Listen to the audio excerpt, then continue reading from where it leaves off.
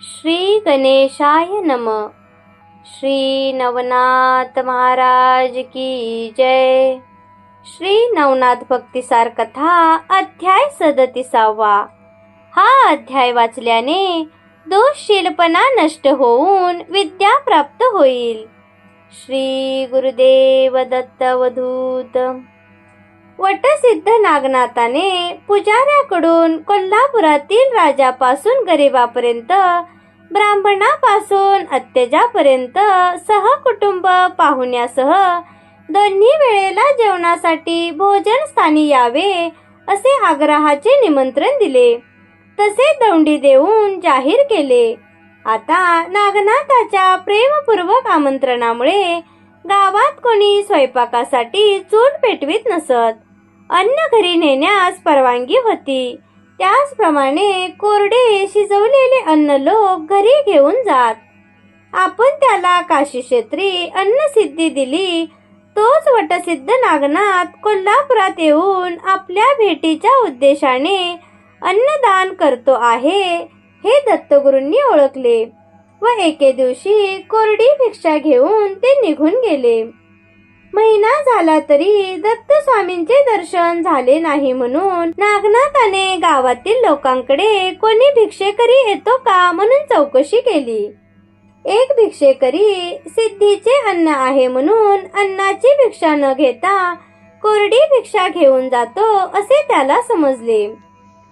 त्याने गावातील लोकांना सांगितले की मी तुम्हाला धान्य देतो. भिक्षेकरी आला की त्यातले धान्य भिक्षा म्हणून घाला, परंतु त्याला सांगा की हे धान्य वटसिद्ध नवनाथांनी दिलेल्या धान्यातील आहे. हे ऐकून त्याने भिक्षा घेतली नाही तर मला येऊन सांगा. नेहमीप्रमाणे एक भिक्षेकरी आला. त्या घरातील गृहस्थाने भिक्षा वाढण्यासाठी आणली. तो म्हणाला, महाराज, ही भिक्षा घालतोय ती नागनाथांच्या कृपेमुळे शक्य झाली बर का. हे ऐकताच भिक्षेकरी 2 पावले मागे सरकला. त्याने ती भिक्षा घेण्यास नकार दिला. ही घटना प्रत्यक्षदर्शिनी नागनाथाला जाऊन सांगितली. नागनाथ तात्काळ धावत आला. पुढे होऊन त्याने भिक्षा वेशधारी दत्तगुरूंच्या चरणी मिठी घातली. दत्त भेटीने तो गहिवरला. म्हणाला, आपली भेट न झाल्याने मी अनाथ होऊन तळमळतो आहे. आता जास्त अंत न पाहता माझ्यावर कृपा करावी. त्याच्या भक्तीची तीव्रता लक्षात आल्यावर दत्तात्रेयांनी त्याला प्रेमाने जवळ घेतले. एकांतात नेऊन त्याच्या मस्तकावर हात ठेवून कानात मंत्र सांगितला. नागनाथाला दत्तकृपेने तात्काळ आत्मज्ञान झाले. दत्तात्रेयांनी आपले मूळ रूप प्रकट केले. नागनाथाला ते पाहून अत्यानंद झाला. तो वारंवार गुरुचरणी लागला. सर्वत्र त्याला ब्रह्मरूप दिसू लागले. दत्तात्रेयांनी ध्यान मंत्राची योजना केली व एका क्षणात ते कोल्हापूर सोडून काशी क्षेत्री नागनाथासह आले. तेथून ते बद्रिकाश्रमात गेले. तेथे दत्तगुरूंनी नागनाथाला भगवान शंकराचे दर्शन घडविले. भगवान शंकराला नागनाथ हा अभिहोत्र नारायणाचा अवतार असल्याचे सांगून दत्तात्रेयांनी नागनाथाला सर्व विद्यामध्ये अस्त्रामध्ये प्रवीण करण्याची शंकराला विनंती केली. त्याने त्याला सर्व विद्यामध्ये प्रवीण केले. 12 वर्षे तपश्चर्या करून घेतली. नाथपंथाचा वेश व सिद्धी दिल्या.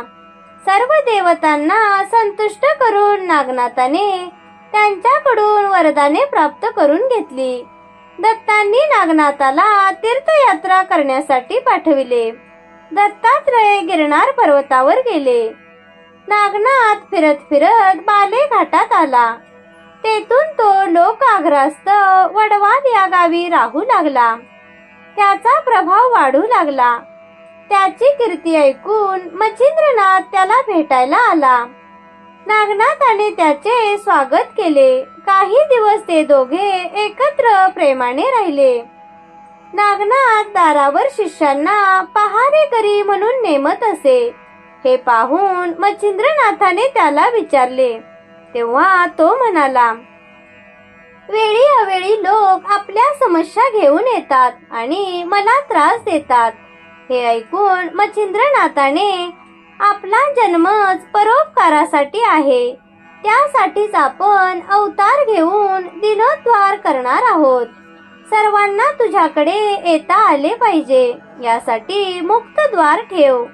नागनाथाला ते पटले. त्याने ते मान्य केले. मच्छिंद्र तीर्थयात्रेसाठी निघून गेला. नागनाथाने सर्वांना भेटी देऊन अनेकांची दुःखे दूर केली.